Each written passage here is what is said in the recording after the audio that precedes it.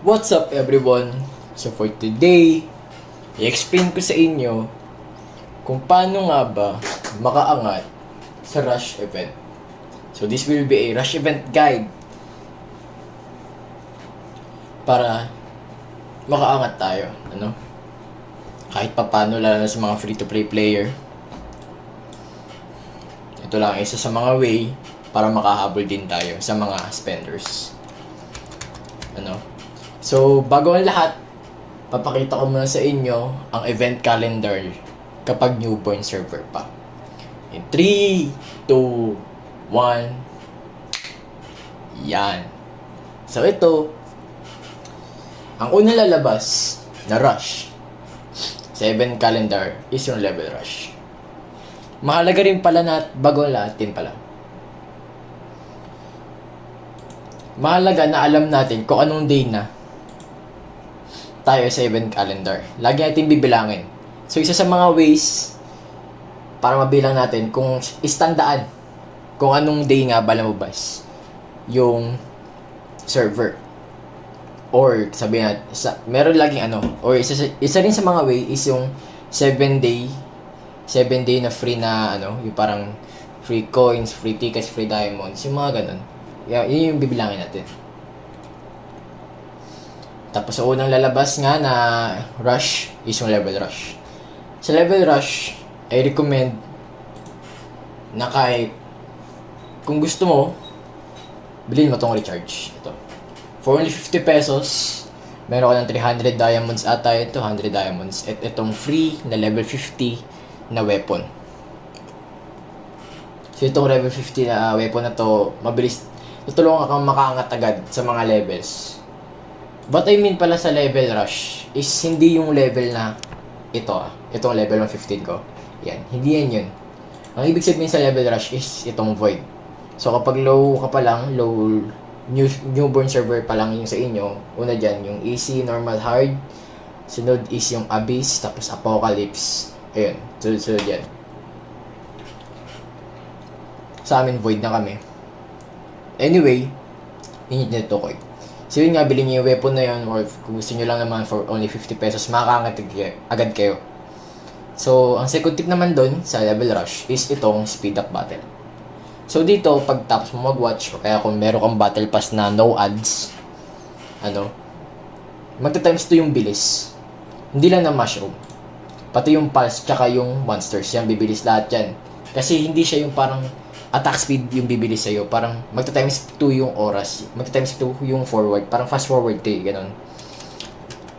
Ganun siya. Para makakangat ka agad. So, sunod is prayer rush. Sa prayer rush, sa mga tips ko dyan, mag-open agad kayo ng 3 lupa. Ito.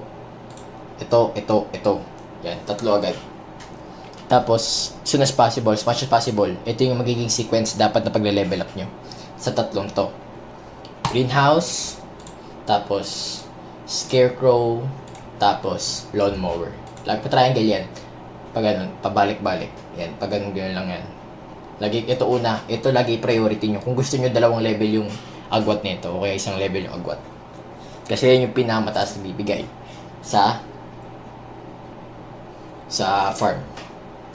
Ito kasing 2, lang to parang isa lang yung bigay sa farm.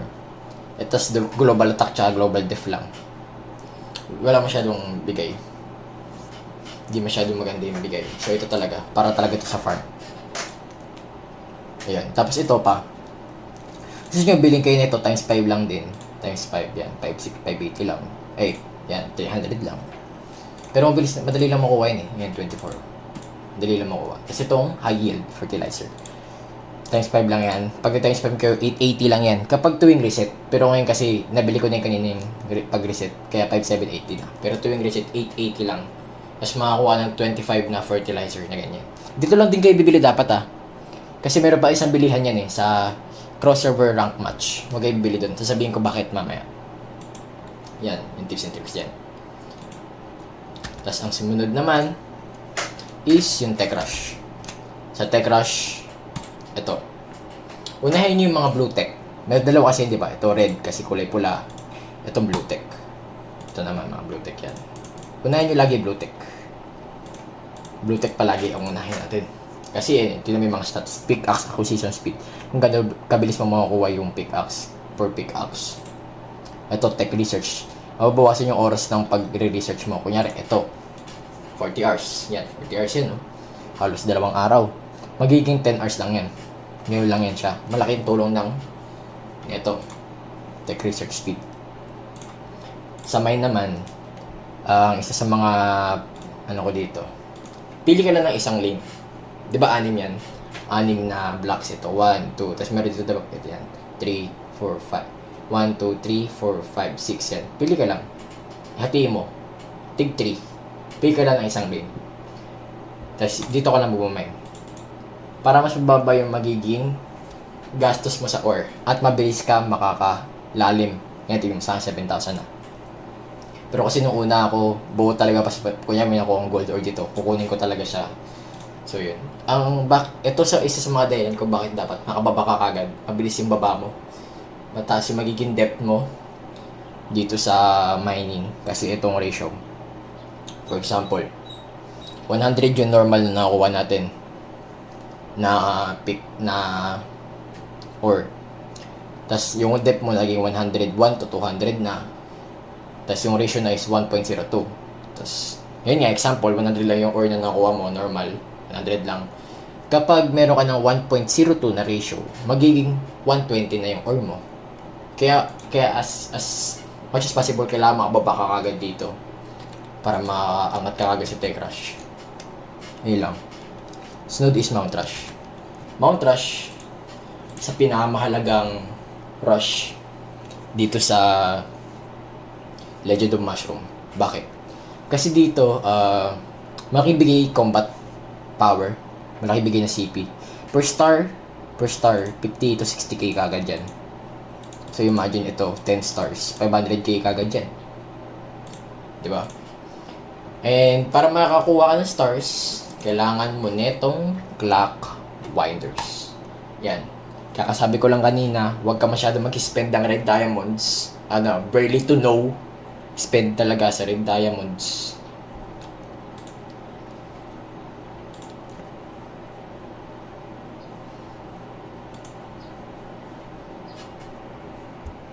Kasi malaki talaga bigay na CP nito, no. Dalawang option lang dyan sa Mount Rush para makakuha na maraming clock. It's either itong 7,000 kung nagamit mo masyado yung red diamonds mo, at itong 1,000 talaga, 35,000. Itong 35,000, yung mga nag-iipon nito, mga nakakaalam, nakakatakot. Legit. Kasi, hindi lang nila na complete yung first round first round ng Mount Rush. Kasi kada round yan eh. Hindi lang nila natapos yun. Malaki pa yung CP na nakuha nila. Di ba? So, yun, nakakatakot din talaga sa mga nag-iipon para sa Mount Rush. Sunod is Soul Rush. Soul Rush naman, ang priority lang dito is makarami ka ng level dito as much as possible. Kasi dito nakabase din yan eh. Kung gaano kataas yung rank mo dito, may makukuha kang parang daily rewards. So, as much as possible, damihan yung level dito. Challenge ng challenge. Huwag kayo matakot kahit, kunyari, may warning yan eh. Kunyari, nadagdagan ng 100% na stats yung boss. Huwag kayo matakot na magkalabanin pa rin. Magpalit kayo ng pal or skill. What suits best para matapos nyo lang yung boss na yun. Matalo nyo lang. And etong Soul Prayer. Yan, kung ano rin naiipon nyo, huwag kayo bibili. No? Masyado yung priority to. Makakahabol kayo dyan. Huwag kayo lalo na dito. Explain ko na kung bakit. Bonus tip na rin to. Huwag kayong gagastos dito. Yan. Pag na-tempt kayo, ito rin. Sabi ko sa inyo kanina sa farm lang kayo bumili na itong high yield fertilizer. Ito ay Empowerment Gear, kahit red tier yan. Huwag kayong bibili niyan. Hindi masyadong mahalaga yan. Babalik bigay niyan. Yan. Kahit speed up, kahit wala na kayong magic lang, huwag kayong bibili. Kahit 5 lang yan. Huwag kayong bibili. Bakit? Dahil dito sa Awakening Crystal. Tsaka sa Red Soul, of course. Pero itong pinakamalagang na Awakening Crystal. Awakening Crystal, kailangan mo 6 pieces. And sa cross arena, cross server rank match ka lang makakuha ng Awakening Crystal. Diyan na dyan lang. Para saan ang Awakening Crystal? Para dito. Kailangan mo ng 6. Hanggat hindi ka pa nakaka-6, hindi ka makaka-evolve sa last na Awaken. Sa Awaken, yan. Yung Martial Sage, Warbringer, Sacred, Plume Monarch, Prophet, tsaka Dark Lord. Prophet, sorry. Yan, hindi kayo makaka-awake yan hanggat di nyo pa nakakuha tong 6 na yan. Yung 6 na yan. Yan, ako nakakaisa na. Kaso HP nakuha ko medyo pangit, pero at least meron tayong isa. Yan. Random lang din kasi yun. Siya mismo yung mag-iisip. Siya mismo yung mag-ano yan. Kaya 6. So, 2 times 6 is 12,000. Kaya mahirap makakuha yan. Matagal-tagal pa. Sa amin, wala pa yatang nakakapag-awake. Not sure. Pero alam ko, wala pa. Ayan. Next is sa Palrush. Pagsasabihin ko na yung Palrush and Skill Rush. As you can see sa event calendar, meron dyang new server celebration, free 3,000 draws and starter supply. So 3,000 draws na yan, hindi yan yung parang tig 3,000 na PAL coupon and skill coupon. Itong dalawa, skill coupon and PAL coupon, hindi sila tig 3,000.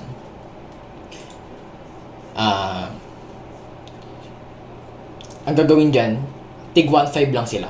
So yung 3,000 na yun, kinalahati, tig 1.5 lang sila. 1.5 na PAL coupon and 1.5 na skill coupon. So kung gusto mo makaangat sa skill rush and PAL rush, huwag mo gagastusin yun. I-sacrifice mo yung skill and PAL rush, PAL coupon, yung PAL and skill mo. Ito lang gagamitin mo, itong summon na to. Diyan ka lang palagi, huwag kang gagastos ng skill coupon and PAL coupon. Ano lang, unting tiyaga lang, pero optional pa rin naman yan. Kayo pa rin bahala. Ayan. Ipon lang ng ipon. Dito sa family minsan pwede kang bumili. Pero kasi sa early game, pinakamahalaga is yung lamp. Hanggang naman ngayon, lamp pa rin pinakamahalaga. Sa lahat. Para makakuha ng coins pang level up ng lamp mo. Ayan. Pero kung gusto mo, okay lang din naman bumili nito. Wala mo kasi talagang parang, preferences na lang dito eh. So, speed up coupon, okay lang para sa tech mo, okay lang. Itong gold, para pang level up na lamp, okay lang din. Itong gusto mo, magic lamp key, diamond o kaya chrono key, okay lang din. Kahit no. Preferences lang talaga itong family shop. Kasi mabilis lang din ako babalik yung itong medal. Mabilis lang din babalik yan. Ano? Sunod is Relic Rush. Isa sa mga mahirap.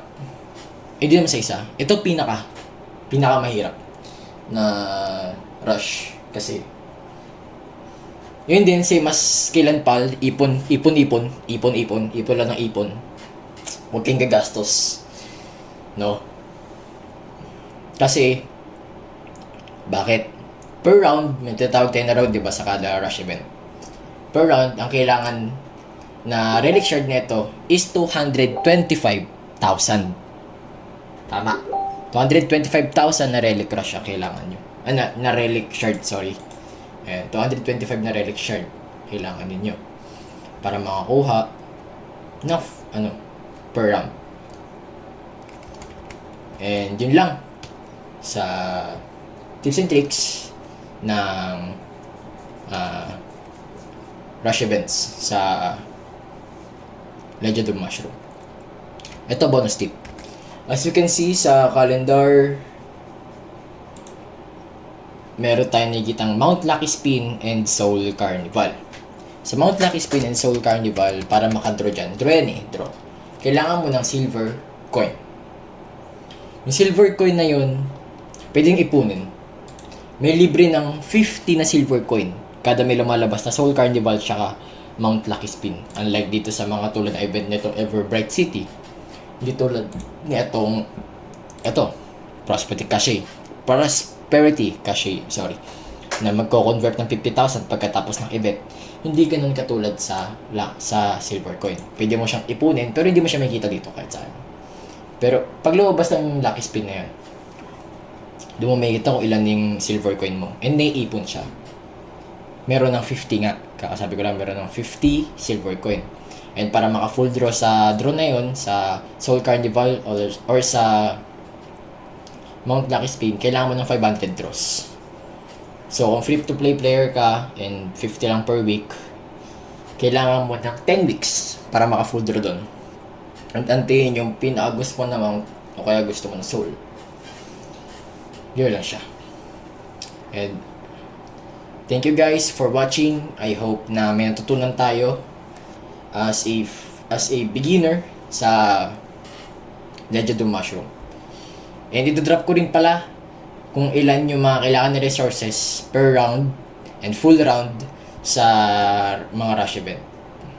Hope you guys na may tutunan nga kayo, and please support my channel, like, subscribe, comment, and share para mas marami tayong matutulungan sa larong ito.